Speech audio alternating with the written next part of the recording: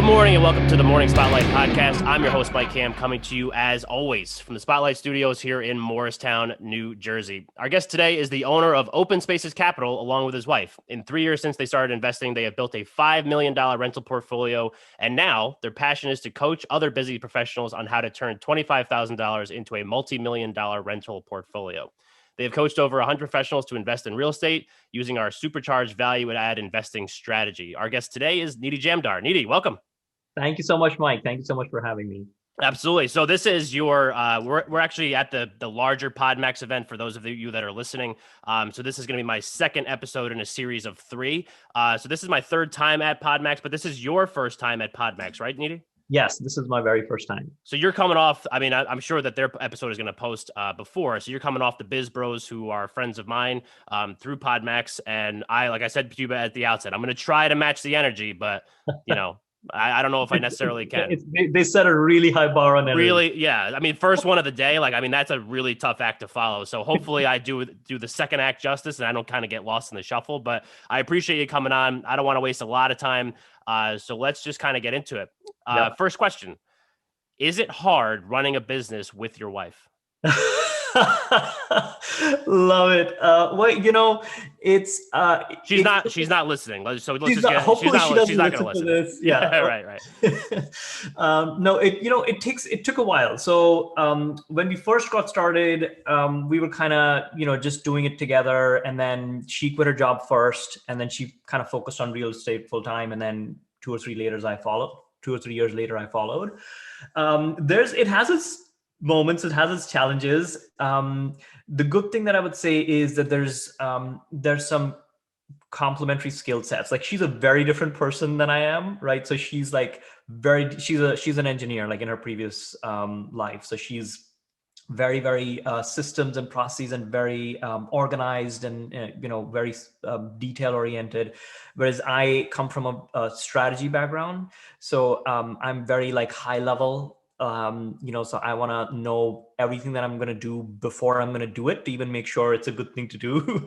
So there's always friction, but I think sometimes it's kind of, we have our moments, but I think overall it helps the business that we are coming from 2 different angles and we're 2 different people. It kind of balances it out a bit. Right. All right. That was a really good answer. So I'm sure she'll be happy with that, I'm sure. Politically correct. Yeah, right. But so you weren't always involved in real estate. And I'm really excited to kind of talk about all this because, as I mentioned before, I think that you are the perfect guest. Like, if the Morning Spotlight could think of a perfect guest, it's probably you. I mean, we've had great guests, but it might be you. So you weren't always involved in real estate. So what were you doing before this?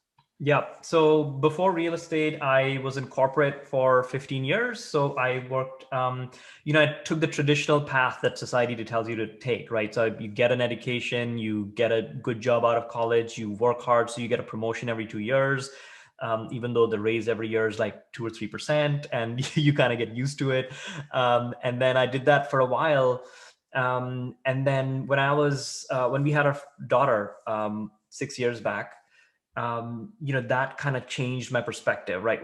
I always say holding a crying baby in your hands kind of, force you to rethink things in life. And that's when I was like, wait, I've worked so hard in my life. I did everything I was supposed to do, but I don't have a lot of wealth. I'm not on a path where I can see that, that I could quit working before I'm 60. As you go higher up in corporate, the stresses are higher. Right. And because there's fewer spots that people are competing for. And I just felt on paper, I'm achieving all these goals, but I was nowhere close to my vision that I was hoped I would be by that time. So that's why I kind of, switched into real estate. Things have got to change now.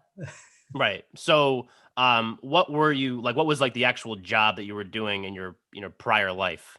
So my last role was I kind of jumped around. So I was in finance for a bit. I did product strategy for Comcast. So I led their internet product on the strategy side. So my goal was to figure out how do we maximize revenue, how do we increase subscribers, and that sort of stuff. Gotcha. Okay. So then obviously there's a very clear transition there. I'm being sarcastic to real estate. So what was the impetus behind moving from what you were doing? I mean, I know you just said it before, but why real estate? Why not something else?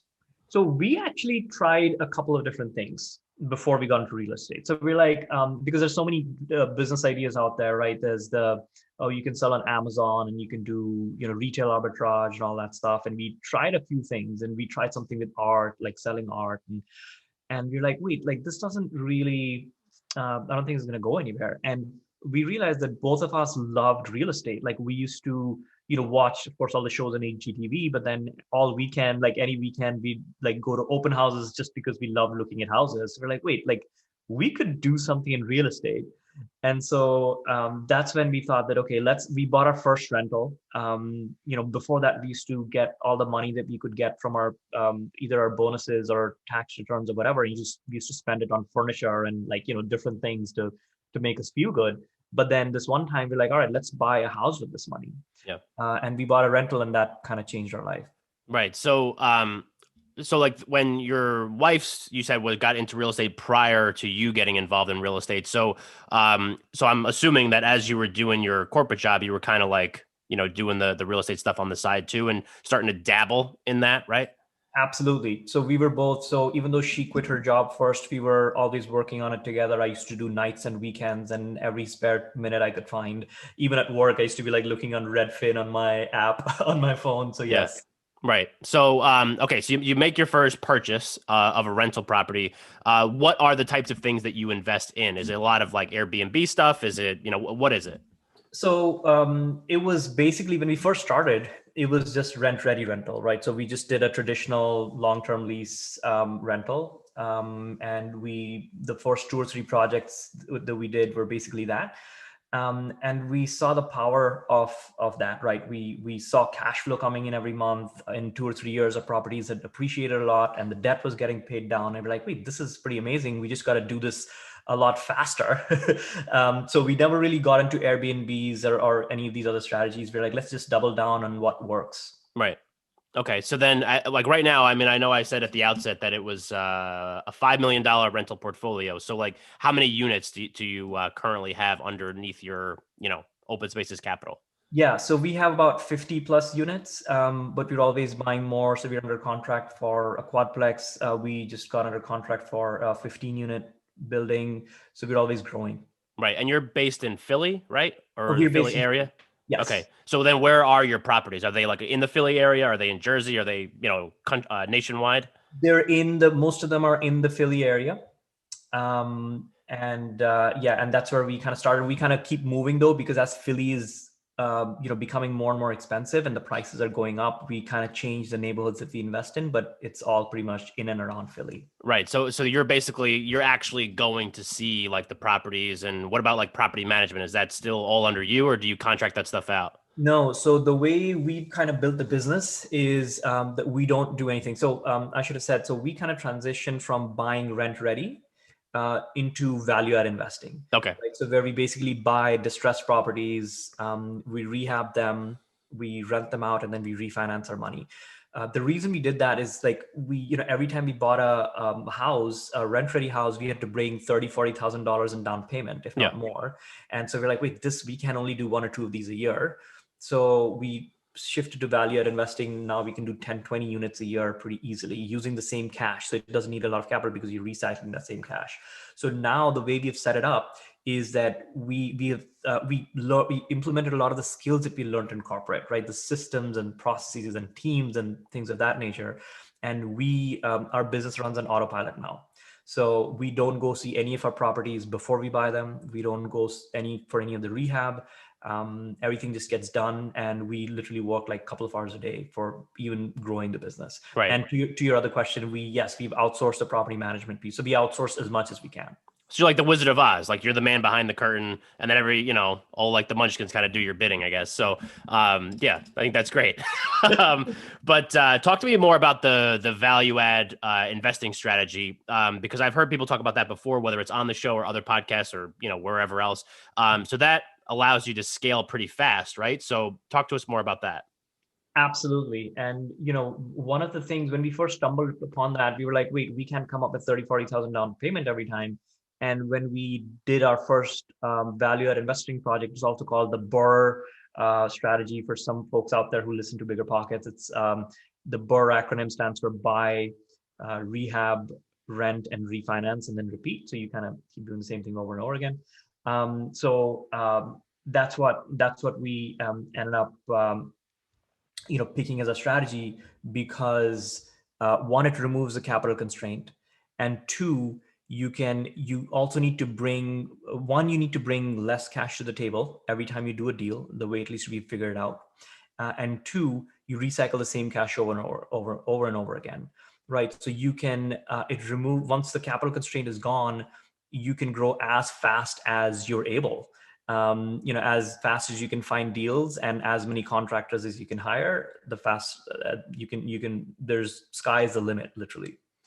Right. So, okay. So then, and you also mentioned before, like the systems and processes stuff from your corporate job translating like into this real estate investing strategy. So, like one of the things in like the pre, stuff that the pre notes that you sent over to me was that like that corporate systems and processes role helped almost like supercharge it. So not only are you scaling fast because you have this value add investing strategy, but you also are like accelerating even more with the corporate background. So talk more about that. Let's dive into that a little bit deeper. Absolutely. So one of the things that we saw when we first came into real estate was there's a lot of mom and pop investors, right, who have like a few rental properties, 5 or 10 rental properties. One of the things that we noticed was that because it was mom and pop, everybody was using traditional, like old school ways of running real estate, right? And not really running it like a business. So there was a big opportunity where we said, all right, why don't we leverage a lot of the skills that we've learned in corporate? So for example, strategizing about which market to invest in and why, which kind of properties to buy, and what does a property look like? What kind of condition is it? And like have really writing all that stuff down and coming up with a strategy of what your exit strategy is, right? How do you build systems and processes and teams to be able to work on the things that's going to grow your business and outsource everything else? So in real estate, in my mind, there's two things that you can never outsource, right? One is the deal analysis, and second is finance. So I always tell people, master these two things, because that's what's really, if you find a great deal, that's going to earn you tens of thousands of dollars in the next few years for every property. And if you learn finance, if you understand the numbers and how financing works, that just changes the game. So that was kind of the lens that we applied to this business is, all right, let's like focus on scaling. Like our focus from the very beginning was, let's scale this as fast as we can and get out of our own way and let the business grow. How do you, now this is going back to an earlier question and I apologize, but I'm, as you can tell, like I'm a little bit all over the place, but that's just kind of how the show runs, but we have some fun doing it. So how do you identify like the people that you're outsourcing to? How did you, was that like a learning curve? Did you ever have bad experiences kind of outsourcing some of that stuff where you're like, or do you use pretty much like the same team for every one of your properties? Yeah, no, we kind of learned it the hard way, right? Because when we were starting out, nobody was telling us what to do, and we didn't really learn from other people's experiences. But we kind of figured it out along the way. So we made a few mistakes, and there's, for example, property management company, right? Like we hired a property management company about 3 or 4 years back. And we thought they were good because their property management fees was lower, but clearly that's not the only criteria you should look at, because there's all these additional fees that they can charge and up charges, and one of the biggest cash flow killers is vacancy, right? And we realized that they weren't even renting our house or our units for like 2 months after a tenant moves out. Yeah. And so we're like, wait, that's too long. And so there's so many things that we're like, all right, now when we get our next property management company, we know what to ask them, right? Like what is their eviction rates? Like how quickly can they rent stuff out? And so I think we got smarter, not just for property management, but the other kind of team members as well. Right. And speaking of team, if you ever need a good title rep, give me a buzz. I'll definitely, now I know. There's the middle of the episode, shameless plug, just trying to make some money and get involved in what you got going on. So one of the things that you mentioned earlier, again, all over the place, but one of the things you also mentioned was like being able to find a good deal. So how does one, because I'm not a real estate investor, I mean, I work with a lot of real estate investors and real estate attorneys and all that kind of stuff, but how do you personally find a good deal? Yeah. So one of the mistakes that I see a lot of new investors making is that they start with the deal first, right? They're like, all right, here's the deal. Let me look at the numbers and see what makes sense. That's kind of the reverse way of doing it. So the way you should do it is start with the neighborhood first, right? Figure out where you're investing and why. And once you know the neighborhood, then kind of say, all right, what kind of deal am I going to do? Because if there's 100 deals on MLS, you shouldn't be looking at all 100 deals. You should have a very specific criteria of what we call an ideal property avatar. That's the term we use. So what's your ideal property avatar in that neighborhood? Because it could be different. And so once you, whether it's say a 3-bed, 1-bath, in this sort of condition and whatever that looks like for you, once you know that, you'll eliminate 80% of the noise that's out there, right? So all these other deals that are out there, they don't apply to you because they don't fit your strategy. They may be good deals for somebody else, but not for you, right? So it's because there's so many deals, you got to eliminate what doesn't work and then focus on the ones that does work, because we all know the hot market that we're in right now, deals fly, right? Yeah. Deals are gone like in hours. Yeah. So if you're spending all your time looking at the wrong deals, you're going to lose the deals that are actually good. Right. So, I mean, I guess a good deal would look different for everybody, right? Because I feel like it might get, it's difficult if I'm a real estate investor, and let's just take a 3-bed, 1-bath is like kind of like my wheelhouse and it's in a specific kind of neighborhood. But then I start seeing like other types of properties that might look like a good deal for me. Is that something that you would encourage or discourage because, they kind of out of my comfort zone? But at the same time, maybe it's like kind of expanding my scope of, what I could actually kind of get involved with. It depends on where you are in your experience, right? So if you're just starting out, I would say follow the 3 S's, which is small, simple, and scalable, right? So you want to keep it small. You want to keep it as the project as simple as you can, because the larger the deal, the more the risks associated with it, right? But you also want something that's scalable. So find something that is repeatable in that neighborhood, right? If there's a very unique kind of property but you can get it for 10,000 lower, I don't care, because that's not repeatable for me, right? And so but if you're farther along in your journey a bit, and you say you have 3 or 4 rentals under your belt and you kind of know what you're doing, then maybe take one step out of your comfort zone. Don't go too far out, Right. but like take one step at a time. So change one thing, right? So if you're changing the property avatar, then just change that, not the neighborhood. If you're changing the neighborhood, stick to so just don't introduce too many changes at once, because that can get a little confusing. Right. I gotcha. Okay. So then, kind of like jumping off of that, not jumping off of that. This is gonna be a different question, but yeah, right. I'm a pro, as you I can love it. tell. But so let's just take. Now I just lost my train of thought. But all right. So this is what I was gonna say. So do you just invest in like that kind of stuff, like, or do you also do some stuff with like maybe like an LP and some other different investing type things, or are you just involved with what you're doing? We just do what we're doing, and there's a reason. Is that one of this is again like one of the things that I see a lot of investors doing, right? Whether especially when they're starting off, is there's so many shiny objects in real estate, right? Yeah. There's so many ways to make money. There's like limited partnerships. There's of course you can invest in REITs if you want to be totally hands off, and there's a burr strategy. But you got to pick one thing and get really really good at it.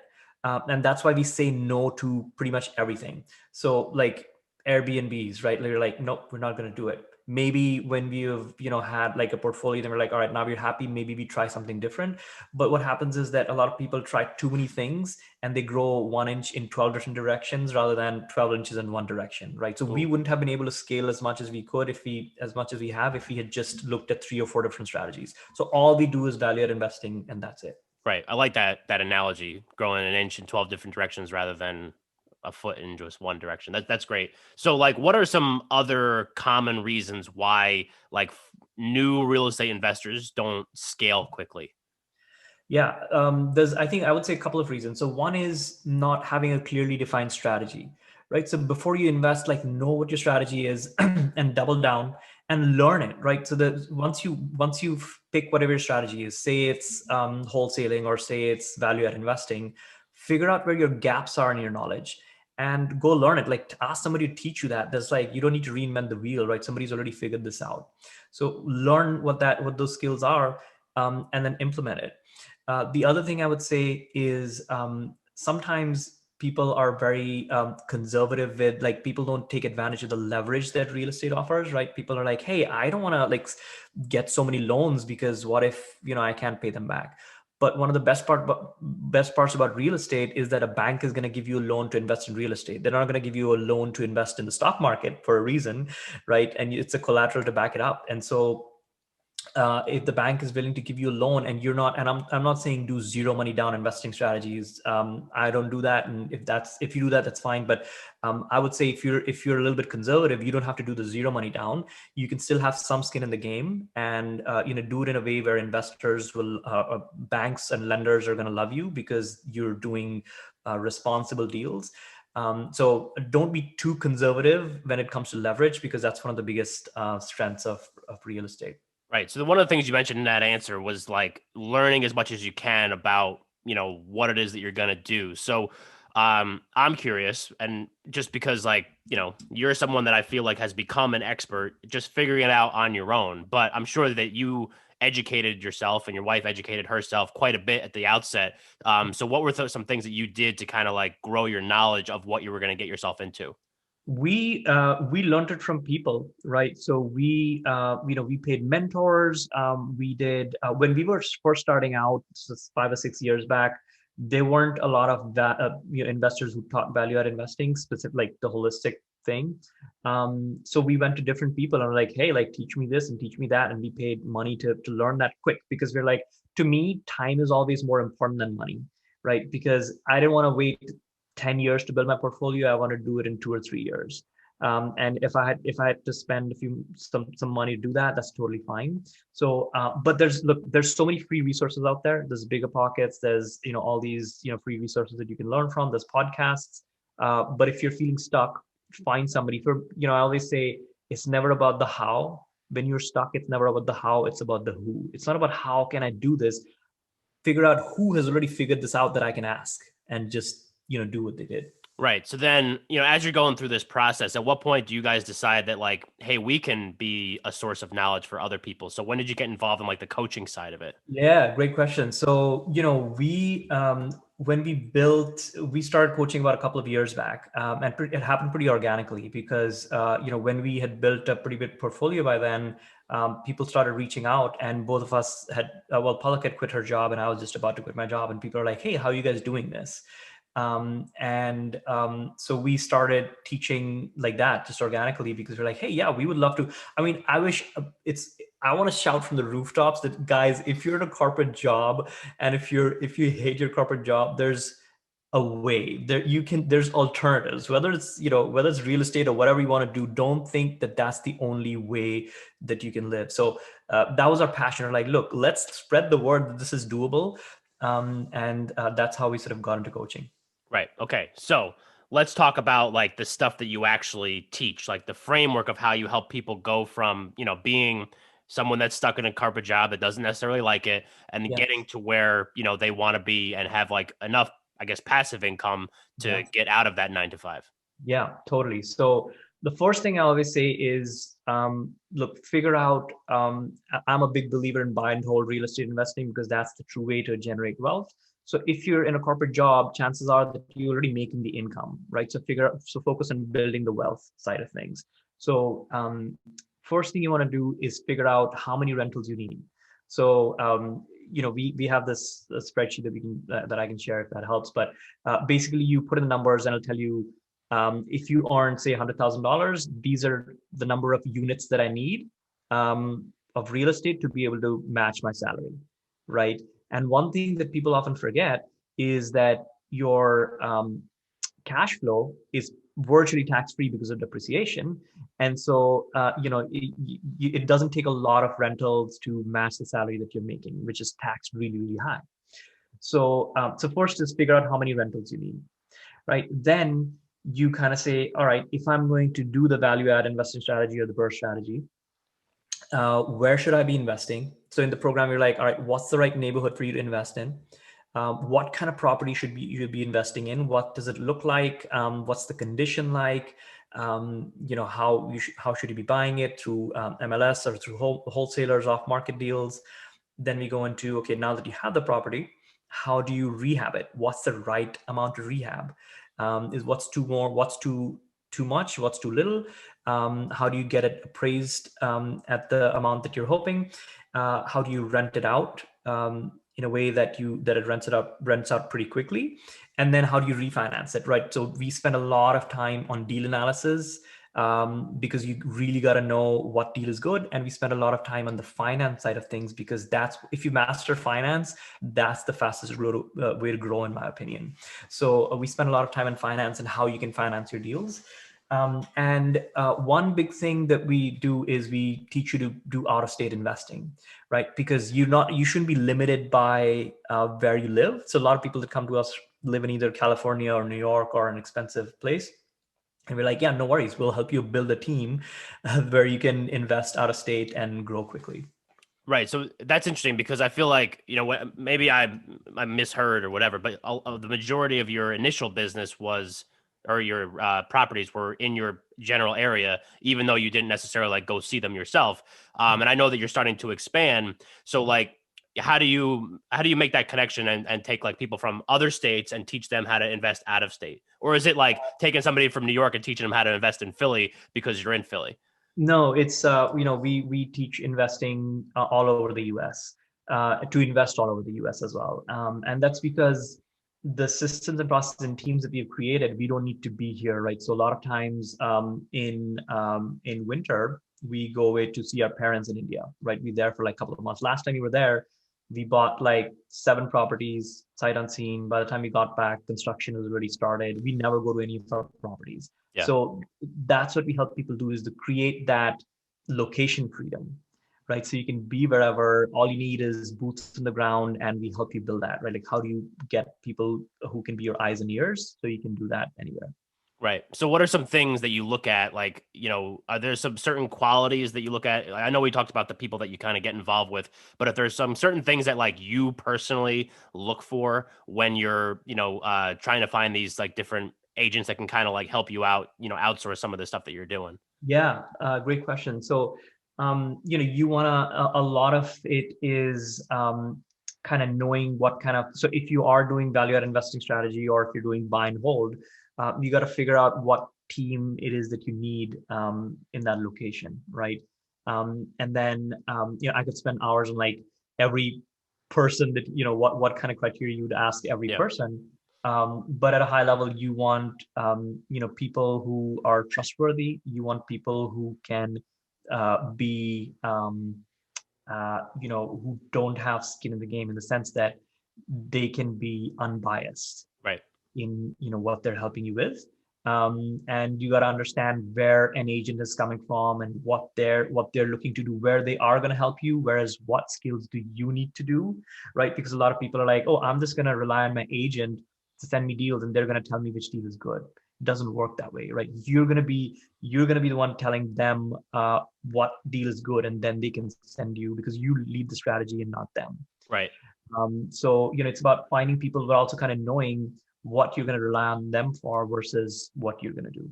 Yeah. So you mentioned a few times about like the income versus the wealth, and getting to like I guess, like, I mean, I don't know if this is the right term, but like a critical mass where you have like enough properties that you have the cash flow, and then eventually turning that into wealth. So like, how do you do that? Like, I mean, just because like I'm somebody that I have a corporate job and I have an income and, I have savings and all that kind of stuff. But like, how do you kind of take that and get from just like a cash flow investing and all that to next level type stuff of what Yeah, you're talking about? totally. So, the way, and we've done some numbers, right? So, so when you do your five deals or so, you kind of know what you're doing, right? You have a strategy and you kind of have figured something out.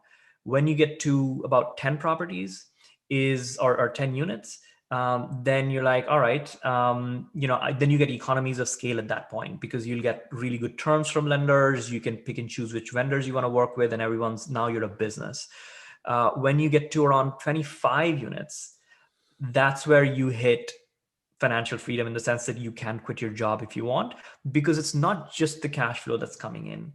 The debt is also being paid down. Your properties over time are appreciating. You can rebirth them. You can always grow from. Now you've figured out how to grow fast once you're at 25, right? And then once you get to 50, that's when you're like, all right, now I don't need to work anymore. either I can keep buying more properties or just pay off the ones that I have, right? So the numbers seem pretty big when you think about them, but you just gotta do it. Like you just gotta start doing it. You gotta start somewhere. It Once you get past 5 and 10, it doesn't take that long to scale more from there. Right, because that's like what I would think. I mean, like when I look at it, and I've talked to a lot of real estate investors, including yourself, and like there's always like that common theme amongst everybody. Like you got to hit like a certain number of properties, whatever that is that you're investing in.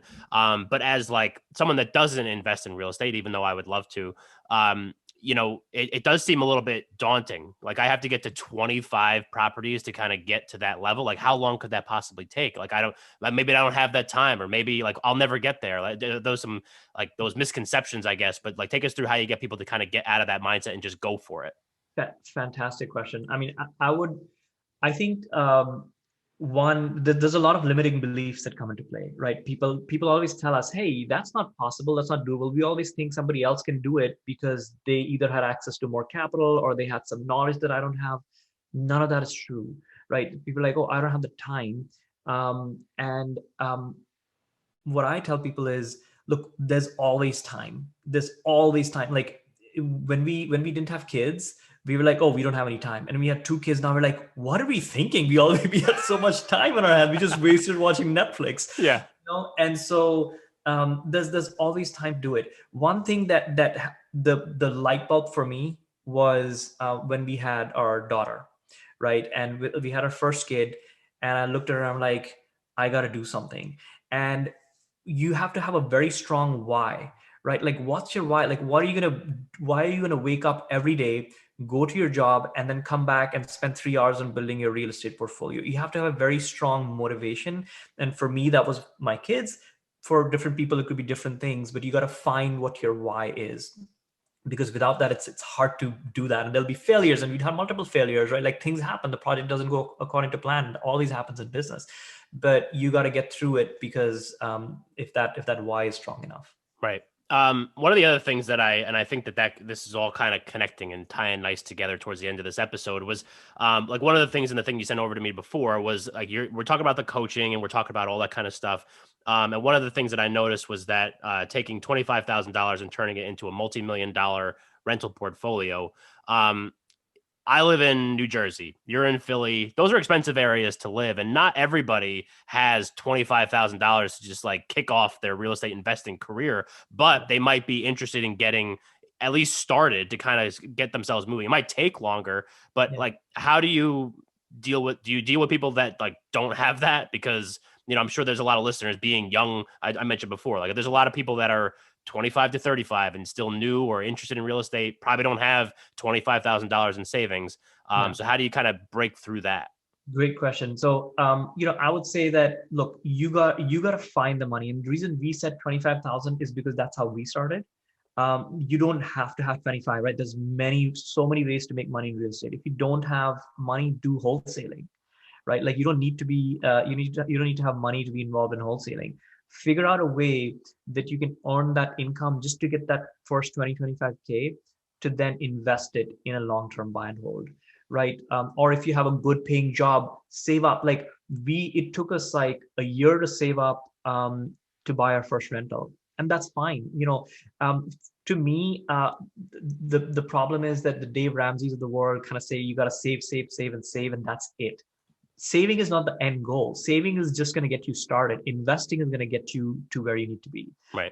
So do whatever you can to save, but then you have to invest that money. I think that's where most people kind of trip up. It's like, all right, I think I have the money, but I don't know where to invest. Well, learn it. You can figure it out. Right. Awesome. But we're gonna do one more question before we get into our closing segment, because I know we're getting towards the end of this episode. So I'm always interested to kind of hear like what goals people have, on these types of episodes, especially dealing with real estate people, because I think that it kind of helps make more connections to our audience. So you have like the coaching side and you have the real estate investing side. So maybe it's like a couple goals. Let's just take like the next year. Like, what are some things that you hope to accomplish in the next year with both of those? Yeah. So for the next year, our goal is to double our portfolio. So our goal is to get to 100 units in the next 12 to 18 months. And so that's one big goal. The other one is maybe start a new business. Now, what's happened is that once you become an entrepreneur, you're like, wait, I like this, and so the wheels start to turn. And like, what other entrepreneurship opportunities can be do, and what can be set up new businesses or scale different businesses. So that's kind of, we were always kind of thinking about those sort of things, but for now, we're just focused on just growing our portfolio. Right. Is there like anything in particular that you're interested in on the entrepreneurship side? Can you share that, or you want to keep it under wraps for now? Oh no, I don't think it's that concrete. That's why I don't want to share Gotcha. anything. But yeah, no, it's more just like, all right, what about a brokerage, right? Yeah, Like, yeah, yeah. what about a mortgage brokerage? What about, there's so many different things that you can do within the real estate industry that would kind of tie to what we're doing. Gotcha. That makes sense. Yeah. So it's gonna still be like probably in the real estate world, just maybe like a Absolutely. different part of the process, I guess. Exactly. Yeah. Exactly. Right. Yeah. Awesome. I love this. This has been such a great episode. All right. So I just got the thing that popped up on the screen that we got about 2 minutes left. So I always go over, not that much over. Don't worry. So, all right. So we're going to get into our closing segment now, which we call Under the Spotlight. So the morning spotlight listeners, the spotlighters, as I like to call them, have listened to Mike Ham and Niti Jamdar talk about real estate investing and everything that we talked about over the last 40 or so minutes. So Niti, you're going to go under the spotlight. And what is one thing you want the spotlighters to walk away from this episode with? The one thing I would say is, maybe I can share like a quick framework if you're in corporate or if you're trying to quit your job, how to kind of do Yep. it. So one is, figure out where you want to be 10 or 15 years from now, right? Like, do your vision first. Don't do goals first. People get into a habit of doing goals, and that doesn't, like, you need to know where you're going, and goals is just your metrics to make sure you're on the right path, right? So figure out what your vision is 10 or 15 years from now, whether it's time freedom, financial independence, whatever. Then pick a real estate investing strategy. I know there's so many out there. Pick one that works for you and stick to it, right? Don't jump around, and then learn it. Like, figure out what your gaps are in your knowledge. Go learn that, and then finally, once you know all that stuff, when it comes to taking action, obsess, don't dabble. Right? Like, you got to get obsessed about it and do it. If you dabble around here and there, it's not going to grow very quickly. So I would say grow. If you want to grow fast, obsess about it.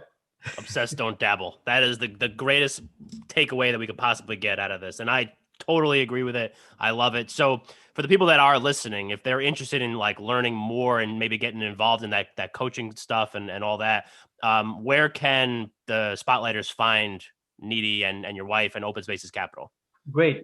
So you can either find me on LinkedIn at Niti Jamdar, or there's a Facebook group that we have. It's called Real Estate Investing for Busy Professionals. It's a free Facebook group, Real Estate Investing for Busy Professionals. You can search for it on Facebook, and we do a lot of free value add stuff there. Awesome. And I'll make sure that I put all those links in the show notes, so the spotlighters, you can go there and get all those links. So if you want to connect and learn more from Niti and all the great stuff they're doing over there. All right. So that is going to wrap up our show. I will make sure that I put all of my contact information, obviously, like always, in the show notes.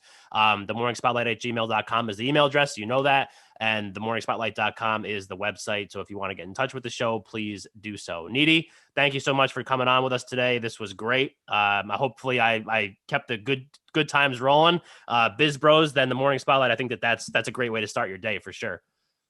Thank you so much, Mike. You've been amazing. Thank you so much for having me. It's been a pleasure. Of course. And everybody else, thanks for listening, and we'll catch you next time.